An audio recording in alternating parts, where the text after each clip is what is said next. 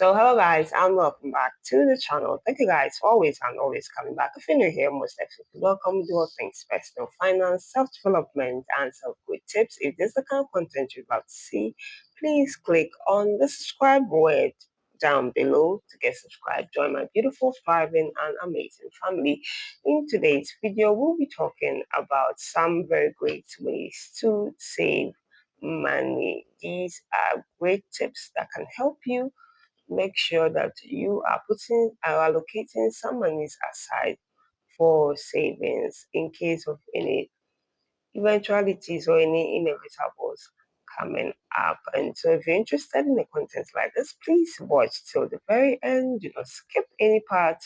Let's get right into today's video. So the very first thing you have to do if you want to start saving money and ensure that the process is seamless is to open a mutual fund. A mutual fund is a pool of funds from people, lots of people that, brokerage firms, they put together in order to, invest in some instruments, some investments and portfolios that can yield you profit maybe on a daily basis, weekly basis, depending on the type of investment. And these are fund managers, and so they really have knowledge about which particular investment to put into your money into that is going to yield you profit or interest. And so, mind you, I didn't say open a savings account because a savings account is good. Traditional savings account is also good, but we just do not want to leave our monies idle in the bank. The bank at the end per annum, okay, at the end of every year, the percentage of interest that your money in that account yields, it's close to negligible, like close to zero. It's like 0.01001 as compared to a mutual fund that would you do, let's say, 5 to 10% of interest on your money per annum. And so we are saying saving money here, but we want to at least have some interest. It's yielding some interest for us. So, do your due diligence of researching which brokerage firms have mutual funds and then going for the one that best suits your goals or your interests for saving. The second one is to budget your money. As soon as your salary or income hits your checking account, you want to allocate 20 to 30% to savings. And the third point is to automate it. Go to your bankers, issue or have a standing order to transfer a percentage of your money in your account, let's say 20 to 30%, to that particular mutual fund account that you opened in the first point.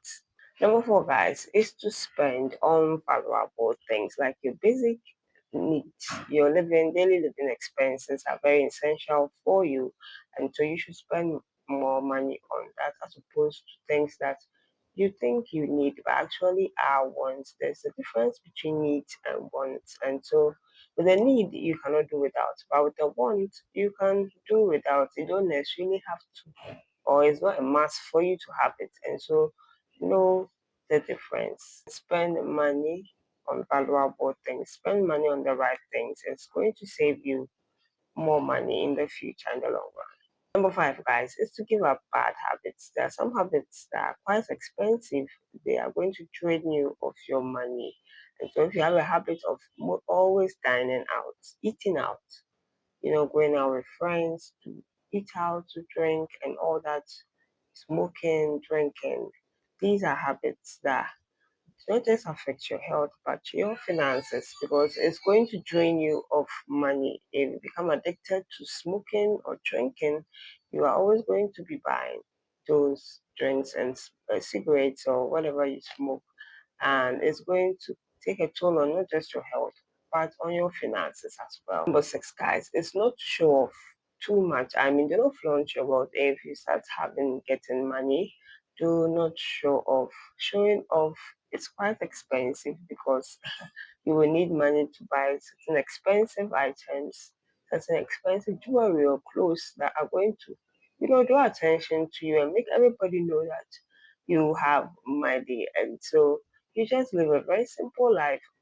When you start earning more, maintain your standard of living, like how you had, like the standard of living that you had when you did not have much. Still maintain that and rather increase your savings to invest in the future. Number seven, guys, do not go into debt. Don't borrow too much. If it's possible, avoid going to debt or borrowing. But if you're a business person, you already have your business and you want to expand it, you can also take a loan, go into debt. That is a good debt because you are going to put it into an investment into that business and it's going to yield profits, and then you can use that profit to pay back that loan. And so that is also a very good way of going to debt, but not just going to debt just to acquire a liability or buy something that is not going to bring you more money or the cash flow. If you don't have to borrow, if it's a necessary need, then use it to acquire an asset that will ensure that cash is always flowing back to you instead of a liability that's rather going to take money from your pocket. Number eight, guys, is to avoid using credit cards. The fact that you can easily swipe those cards doesn't mean you have to have it's quite expensive because the more you delay, it's just like borrowing money with using credit cards.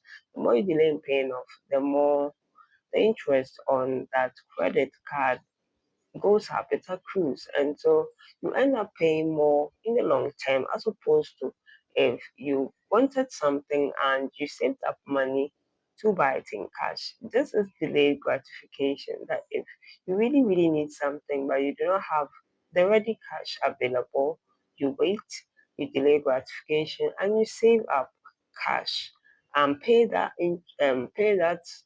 that item in cash. Do not use a credit card all the time. And overnight, guys, this is quite addictive. It's, getting trapped in lottery. A lot of people are doing lottery and betting. They are putting their monies into something that, the probability of them, winning that lottery is very, very low. They are taking chances.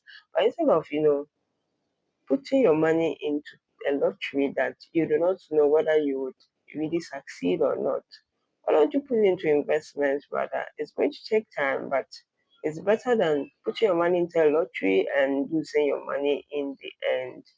I hope these tips have been very useful to you. Please, if it has, share with your family and friends. Do also check out my previous video. Give me a massive thumbs up if you love this video. And please let me hear from the comment section down below. The Lord bless and keep us all. Do also check out my previous videos as well. I'll see you in the next one. Have a great day. It's bye for now.